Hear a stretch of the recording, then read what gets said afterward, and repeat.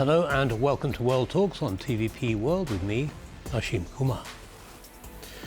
Poland's Ministry of National Defense is launching what it calls the largest universal voluntary military training system in the country's history. The so-called Readiness Programme is designed to teach everyday citizens how to respond in crisis situations, offering one-day courses on survival, first aid, cybersecurity and basic defence.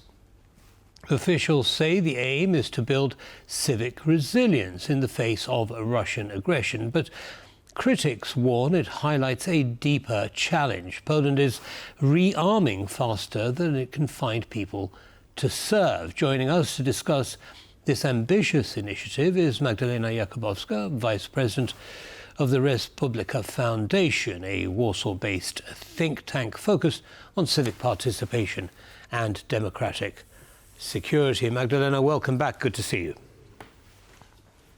Welcome. Good afternoon. Happy to be back again on this very relevant topic. Yes, indeed it is. Your initial thoughts on this initiative, Magdalena? Well, I'm very happy that finally something is going on. Those ideas for trainings and for enhancing the resilience of Polish citizens has been in the loop, in the conversation for the past year or so. And I think it's important to pursue concrete steps and making this happen, because we are over 3 years in the war in Ukraine, and we know that our security is still threatened a lot here in Poland, but also in the Baltic states, which are the frontline states for the war. And I think it's important to build this preparedness, and not only because we need to be ready for the conflict, because that's not my idea that much, but also to make people sensitive to how they can cope with problems and with those security issues, and have this confidence and trust that they are really ready for anything that may come. For example, I was stuck a few days ago in Brussels at the airport because of the drone attacks, and I would like to be trained enough to stay calm and to be sure that I will come back home safely. Yeah, I mean that's an interesting experience. I'd like to know a little bit more about that. So you were in Brussels, flights were delayed or stopped altogether because of drone flights across over the airport. How was that dealt with, in your opinion? And do you think that what Poland is trying to do now would have produced a better reaction to that situation? I'm pretty sure it was dealt relatively well. Of course, I probably would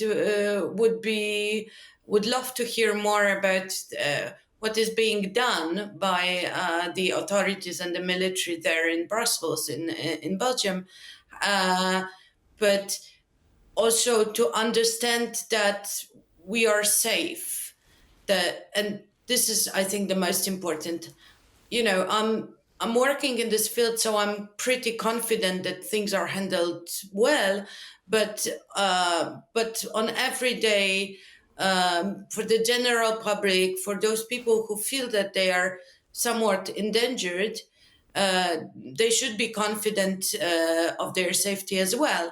And I think this is what is missing. And if you are trained, and if you know what really the threats are, and how the military experts and authorities are cooperating together. And this is definitely what you can learn about the system at the trainings.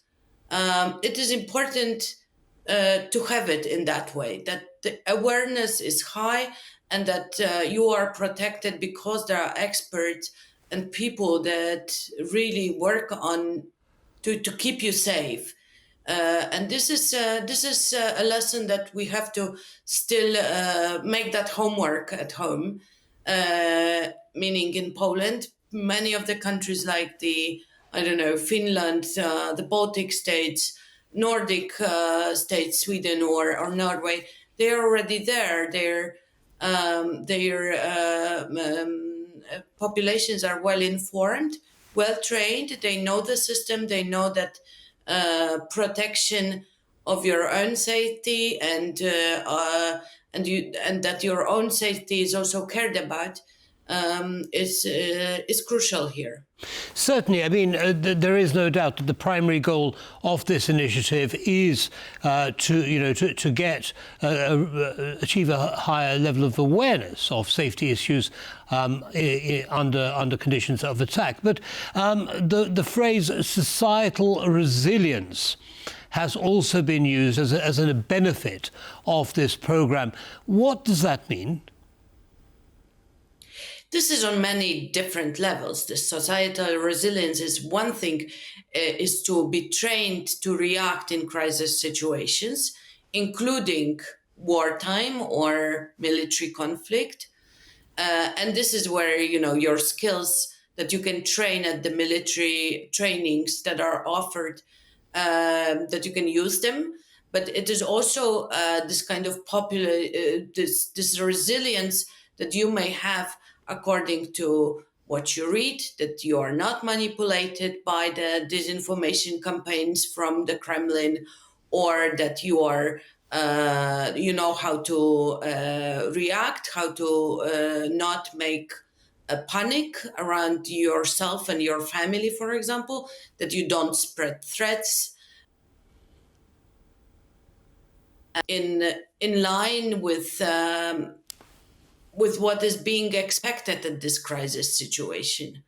So many say that we are already in the state of war in a way, because the cyber attacks or any digital attacks, or even those drones around our airports are the state of war already.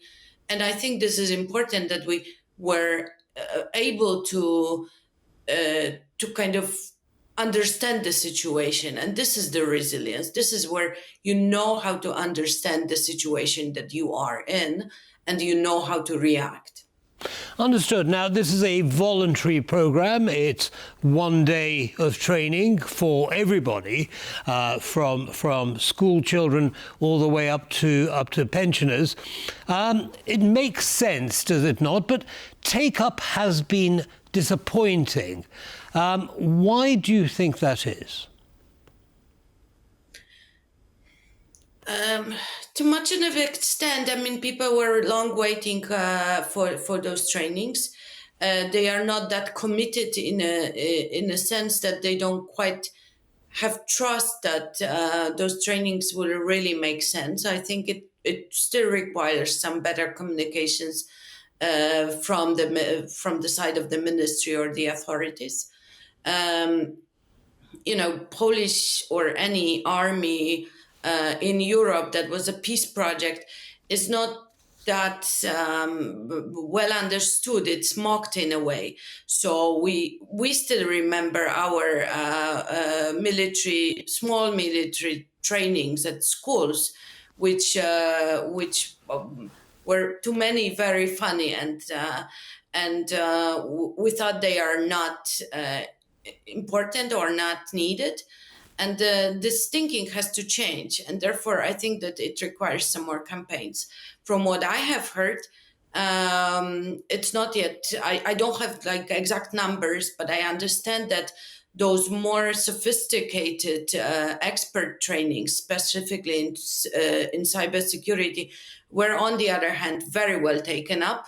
And that there are so many already volunteers to be part of it, because they know that they can professionalize this way.